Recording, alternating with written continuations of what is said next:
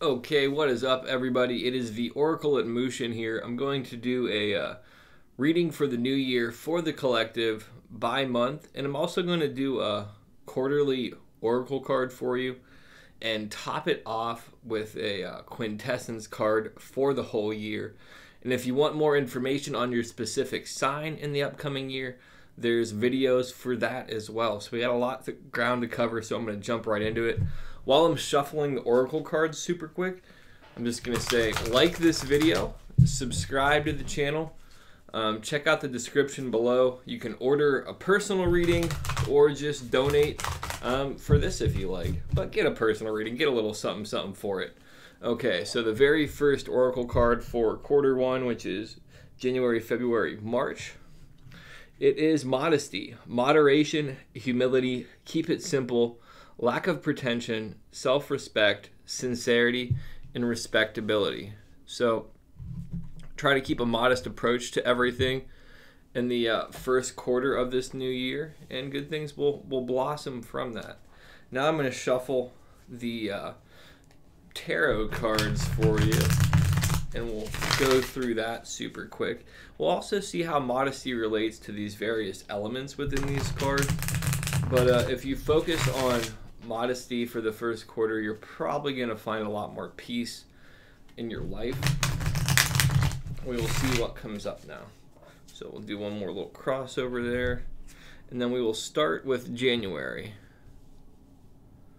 So January, you have balance. Now, personally, I don't like the word balance, but I was reading something today, actually, and I want to say it was Tao Every Day or something like that, and they were talking about how the master is able to cultivate balance by not kind of putting too much force, but by light, subtle shifts in things, and that's the best way to achieve balance.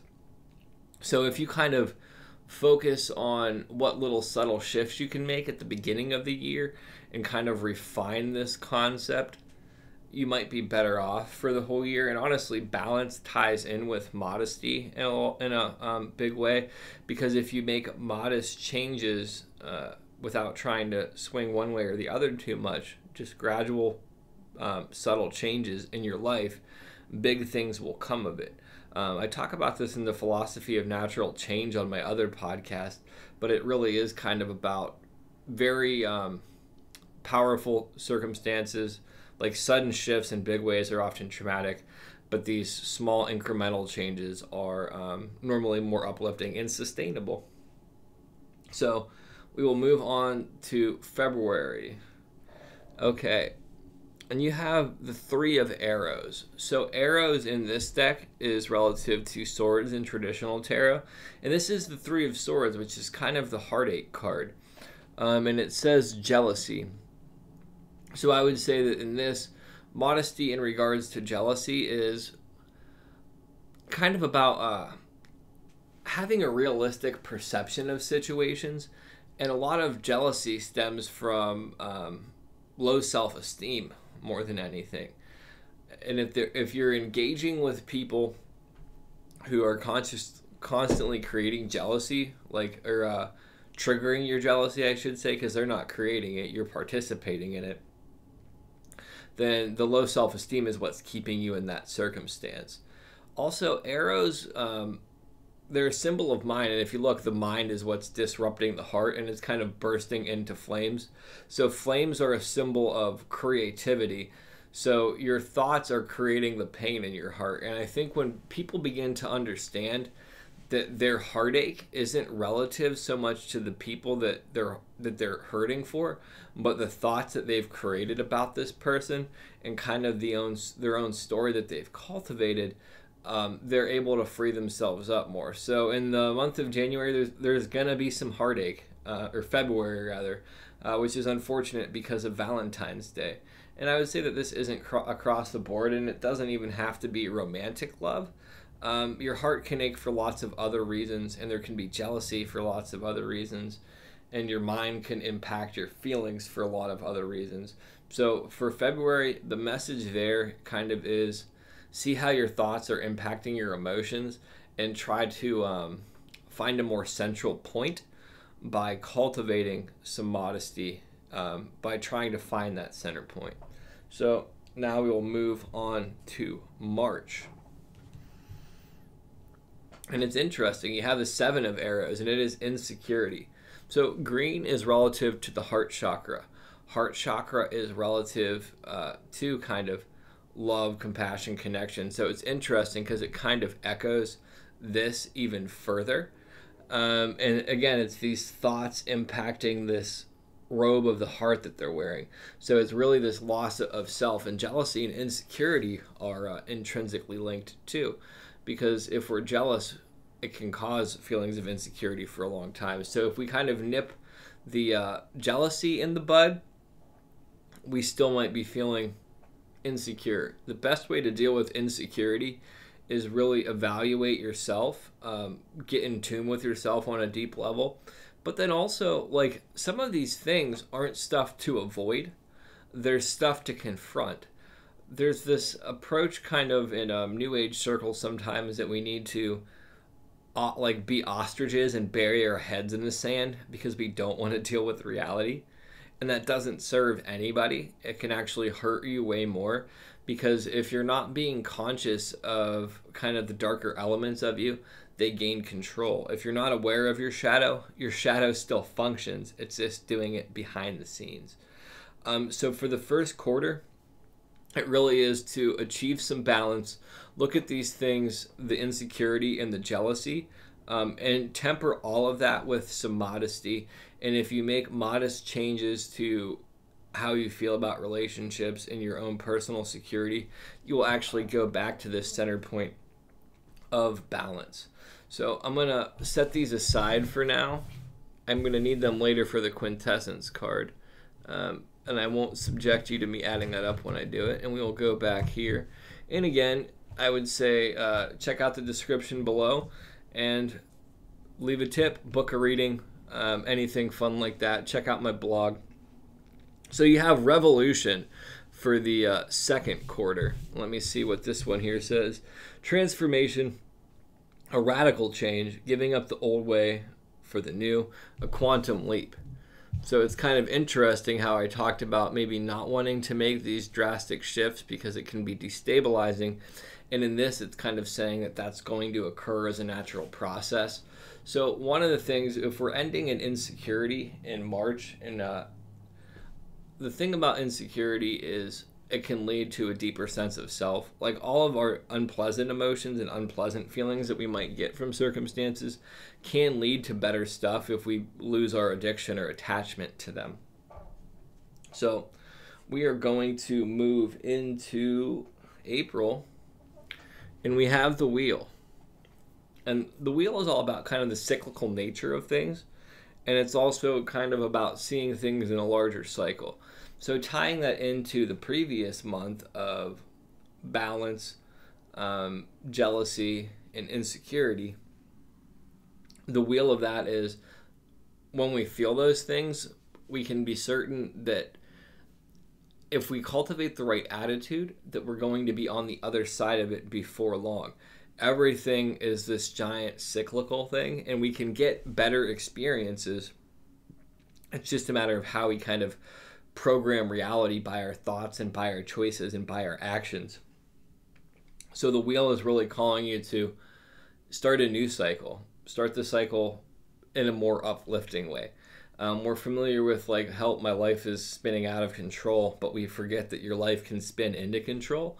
It's just a matter of shifting your energy and shifting your focus and building something. And actually on this wheel card, it shows this symbol of spirit being put on this shirt that's on a loom. So it's largely about creating. If you're not conscious of it, kind of like I mentioned about the shadow, if you're not conscious of your cycles are creating you. And if you're consciously creating your cycles, you're developing your outside reality. So that's something that you really want to bring in April. And April is, March, April really is kind of this transient point between winter and spring. And spring is all about the beginning of a new cycle. So the wheel card coming up there is great, especially when you attach it with revolution. There's like this phoenix bursting out. So again, it's this rebirth, this re-energizing, this revitalizing essence that's being born there. And then we have May. So we're transitioning into the Fool in May. And the Fool is really kind of about, it's called the Wanderer in this deck. It's about going on a journey and kind of being empty, letting the experience of that you've kind of lived go, in a sense, like not losing the lessons of it, but not being so emotionally attached to it that it hinders you. And if you look, they're stepping out on this rainbow. So the rainbow kind of reflects all of the elements of the chakras, all the colors of the chakras, rather. They're all reflected, maybe not in this particular one, but you have the purple of the crown, the indigo kind of third eye, light blue of throat, green of heart, yellow of navel, orange of sacral, red for root. And those are a very, very deep symbol for countless reasons. But one of the things about this here is this person is stepping out on this rainbow bridge over this misty chasm. So when we're starting these new cycles, we are largely stepping out on faith. And then once we've cultivated enough experience with our faith, we then have belief. And then once we kind of have enough experience with belief, we cultivate knowing. So in this stage here in May, you're going to be going on this new journey where you're testing your faith more, even if you've cultivated it. So be prepared for that. And it's really good. And again, the revolution comes up where it's, when you go on this journey in May, whether it's internal, external, it's going to change your paradigm. It is the paradigm shift you've been waiting for. So if you're wondering when it's going to happen, give it some time. Use modesty and patience to kind of ride out those other elements, and then be prepared to spring forth with the Wheel and the Wanderer. And then finally, we have June for this, and it says transition. 6 of arrows. So there's kind of this little bit of duality going on between the Wanderer and the 6 of arrows, because the Wanderer is kind of like this positive testing the potential of things, and 6 of arrows transition is kind of, you're in the middle of this journey and you're not quite too sure yet, and there's kind of this overcast, and the moon is in the background. So the moon is about these illuminating circumstances in the dark, which is kind of dissolving illusion. So you're kind of losing your illusion about what it takes to get to where you want to go, and you understand that maybe your journey is a little bit more intense than you anticipated. But there's also this revolution in there. Les Brown, the motivational speaker, talks about how sometimes when you're on your way to your dream, all of the experiences that you encounter along the way actually help you cultivate such a deep sense of being and such a depth of character that, say that you never reach your ultimate goal, you can transition, like the name of this card, and go anywhere that you want. And also the transition between taking that leap of faith and then landing into what you want, there is this kind of darkness, there is this insecurity, but the main point of it is to keep going despite what your rational mind may be telling you.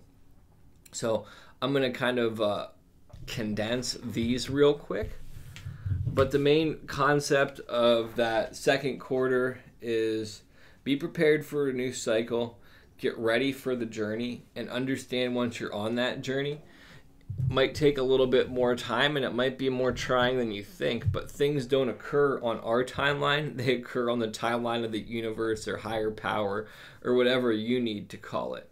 So now we're transitioning to the third quarter, and it says treading, conduct, self-awareness, proceed with caution and sensitivity, correct behavior, act responsibly.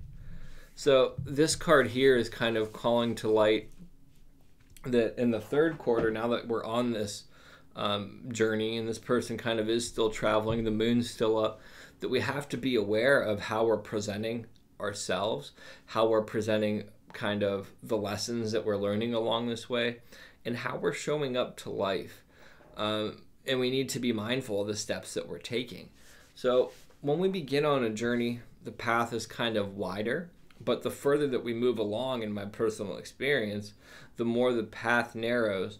And although we might have a broader base of peers the further along we go, there's also this narrowing of people that get it in some ways.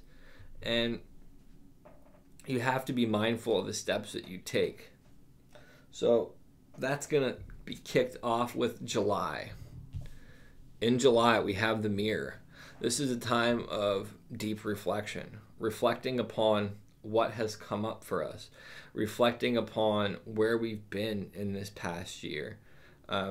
This is kind of like the center point of the year, end of June, beginning of July, and also looking at this, tying with transition, looking at where we were when we started the journey, and looking at where we are at this point of our journey, and really understanding things on a deeper level.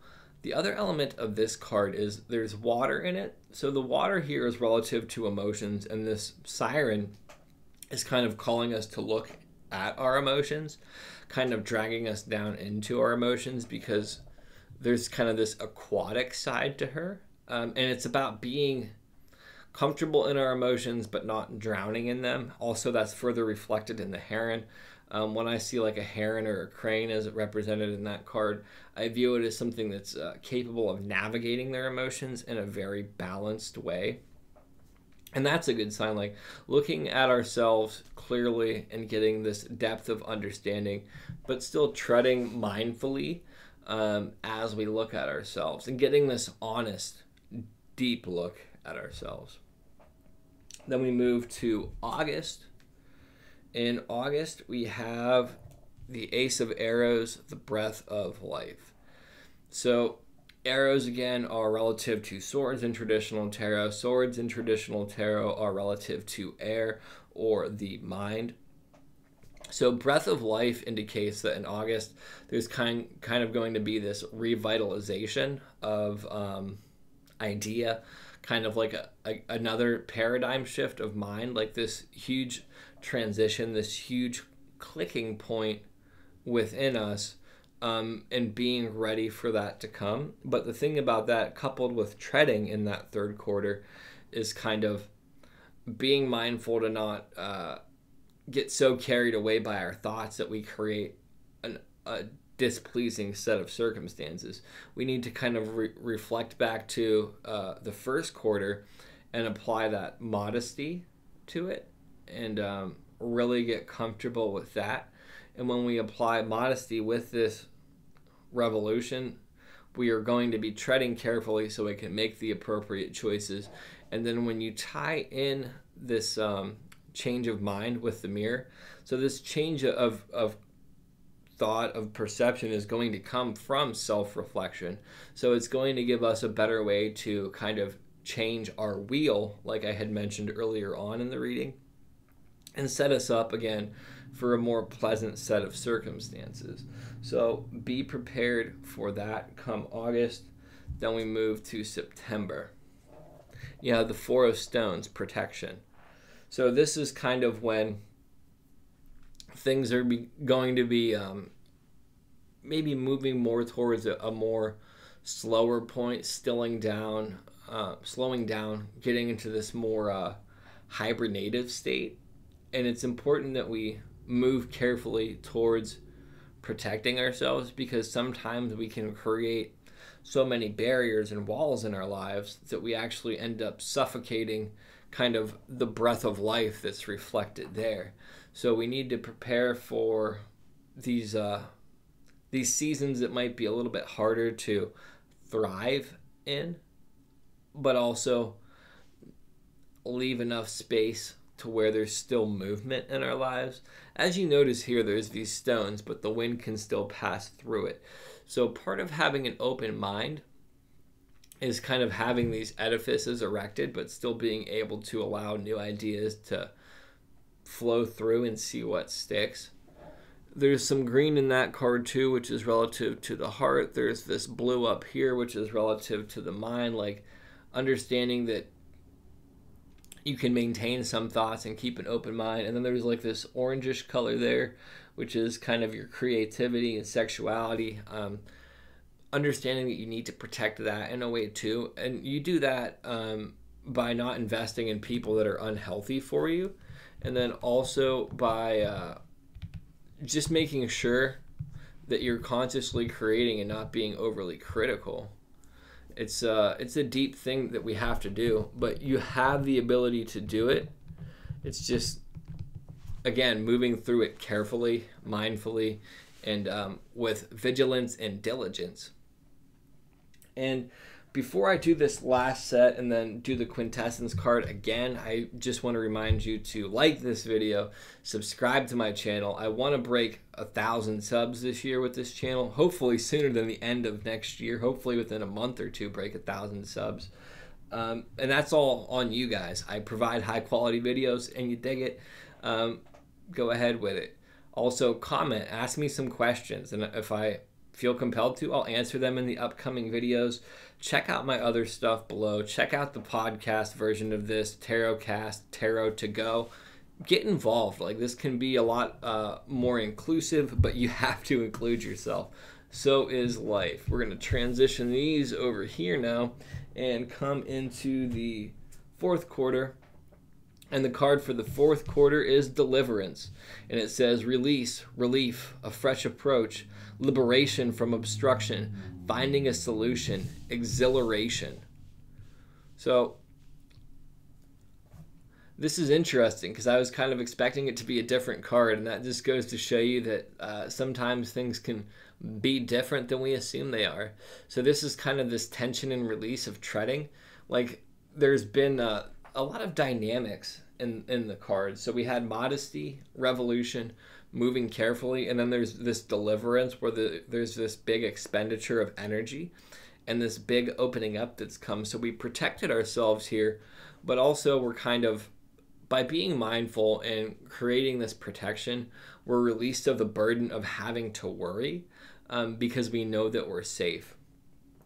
And to me, this kind of speaks to the Gordon White sense of understanding that we're invincible, and not invincible in the sense of the material body, but on this soul level, and realizing that there's choices that we can make that safeguard us. So then that goes back to self-awareness and shifting our mind, and then there's protection in that, and then there's a great freedom or deliverance or like relief in knowing that we can kind of take some risks, and at the end of the day, most of the things that we worry about aren't that serious. And that's going to be exposing itself in kind of October, November, December of next year. It's this falling away and death of worry in some ways, and knowing that it's going to be okay if you've navigated these other obstacles throughout the year in a mindful and intelligent way.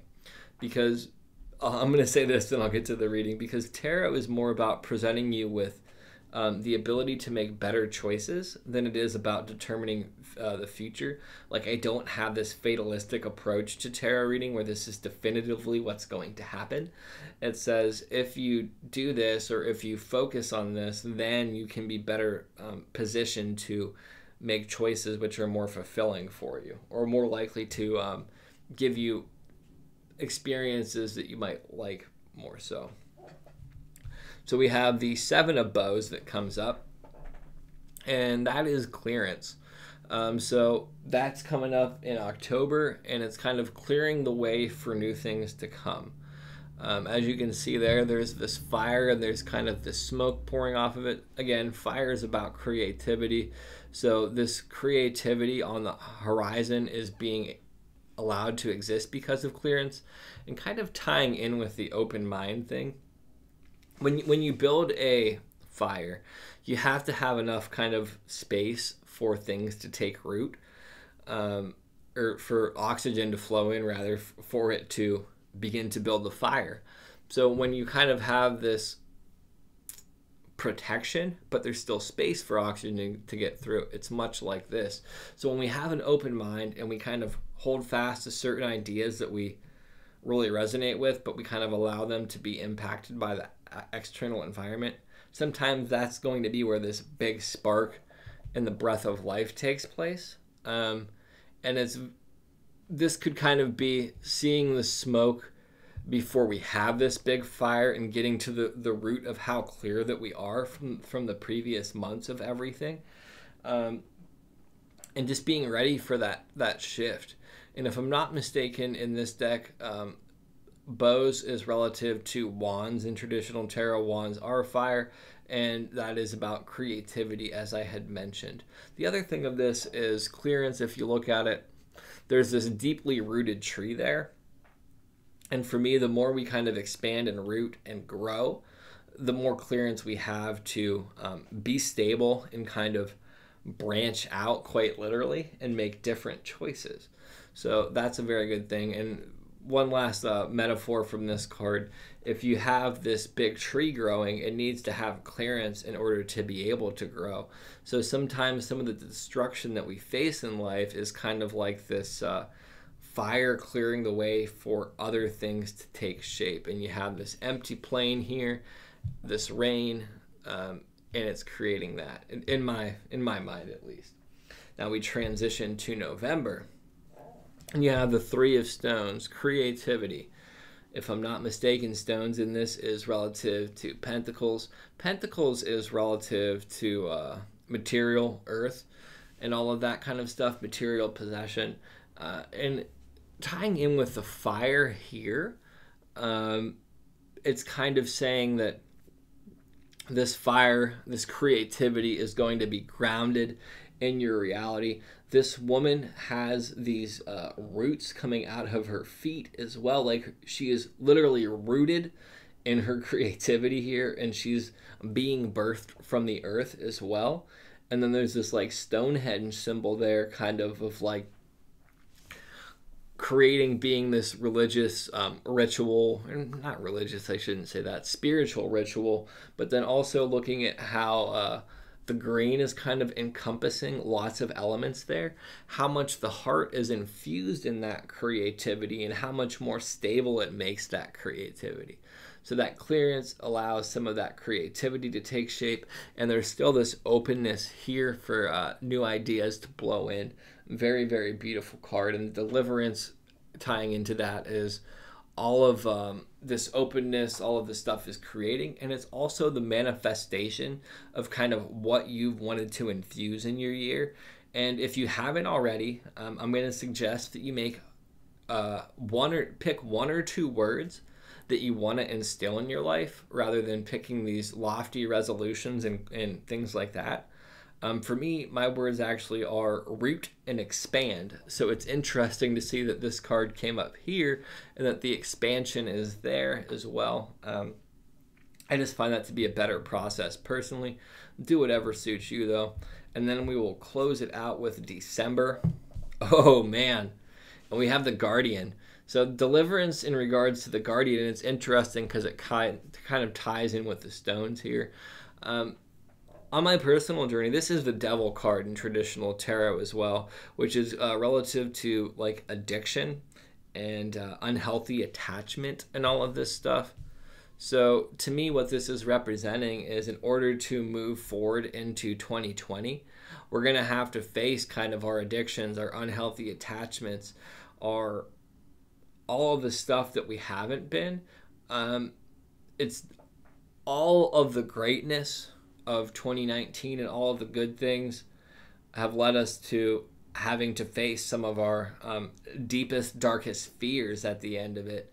You got to think of it like a boss battle before you move to the next level.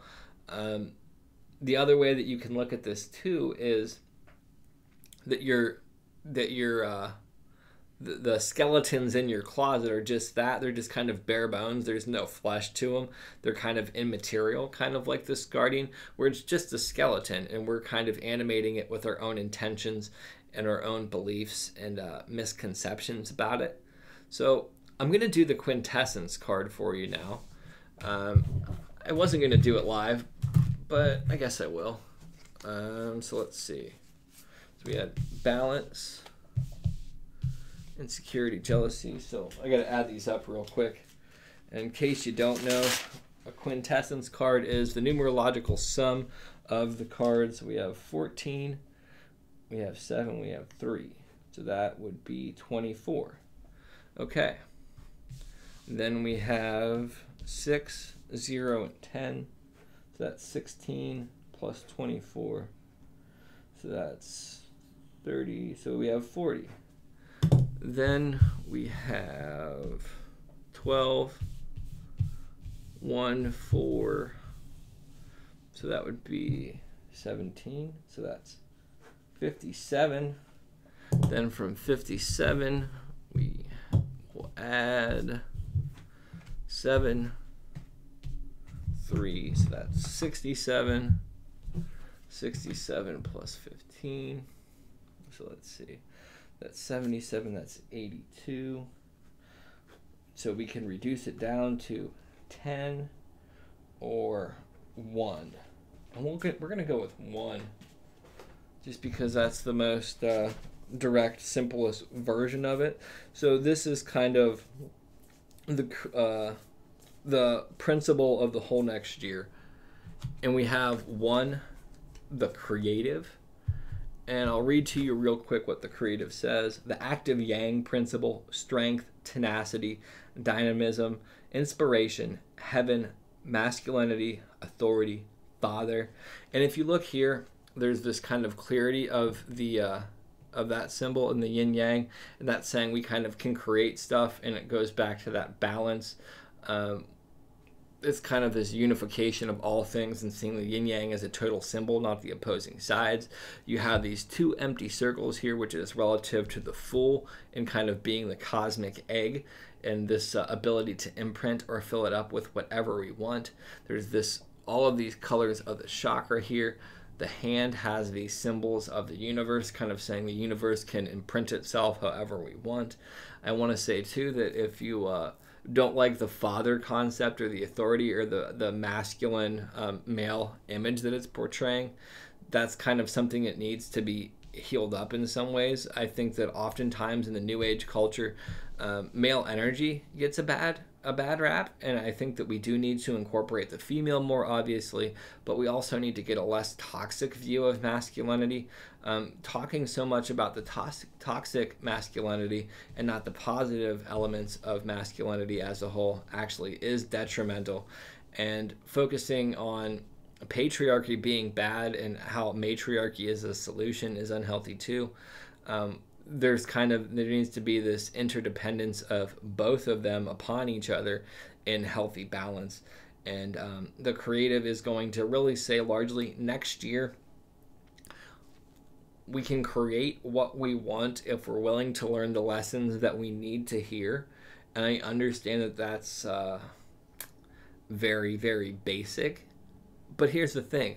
Most of this stuff should be basic. If it's overly complex and if we're asking too many questions, what we're really looking for is reassurance that we're unable to give ourselves because we haven't done the footwork that's required in all of these other cards. So just as a recap for everything, so first quarter, you're going to need to be practicing some modesty as you go through balance and as you go through insecurity and jealousy. It's not going to be pleasant. So let me say that again. So balance was January, jealousy was February, and insecurity was March. But yeah, you're going to be needing to practice modesty as you transition through those. Let me turn these this way so you can see them. Then for second quarter of April, May, and June, you're going to be transitioning in this kind of revolutionary way as a direct result of practicing modesty. In the previous quarter, it's going to... Oh, let me move that one there too. I got that all wonky. I moved the cards around and shuffled them up unintentionally. So we're going to be starting this new cycle in April with the wheel, and it's kind of the end of one cycle, the beginning of another, kind of seeing the totality of things. And we have this option, if we choose to create a new cycle or continue to live out the old one. If we choose the new one, we're going to be kind of on the good side of this new experience. If not, we're going to be on the Wanderer in this negative side. So that's kind of really the linchpin of the year, is going to be coming to you in April, really. And then if we make the wise choice and go on this new journey, we have this transition that's taking place, which might test our mettle, so to speak, but it can lead to good horizons. Then we move to July, where we will be treading stuff in the third quarter. And we're going to be treading through our own self-image, kind of reflecting deeply back upon ourselves and what we've experienced overall. Then we are going to, as a direct result of treading through that, we're going to get this new attitude and new outlook. It's going to be firmly rooted in the heart, and our mind is going to be heart-centered, and it's going to shift our paradigm, but we have to move carefully through that as well. As a direct result of that kind of new idea, we're going to be establishing this deeper protection and security of our innocence in a large way. Then we are going to be moving to Deliverance in that Gordon White sense of invincibility, understanding that our souls are infinite, and there's a great liberation in that. That opens us up with clearance in the Seven of Bows, and that clearance is going to be this creative ability that can help us expand and root, much like my words for the year were. As we transition, and that is in October, as we transition out of that in November, we are going to be firmly rooting ourselves in our creativity and deeply diving into our own nature, and our heart is going to be expanding. Then in December, we are going to be basically facing our deepest, darkest fears in lots of ways, and recognizing that they are immaterial, and that they are skeletons that can be easily pushed over. And again, the summary for the year is the creative. Keep that in mind as you go through the year. We are going to be creating what we want, and if you don't like what you're seeing, you have yourself to blame for that. You're the director. If things come up that are displeasing, you have the option to accept them. If you don't want to accept them, you either need to make better choices or find a different environment. But the issue is, wherever you go, there you are. So you got to create what you want in life. Love, light, and respect. Again, if you haven't already, drop a like, subscribe to this channel. Check out the other videos that I did, which are readings for each sign. And Happy New Year, people. Come on, it's 2019. Make it a good one. Peace.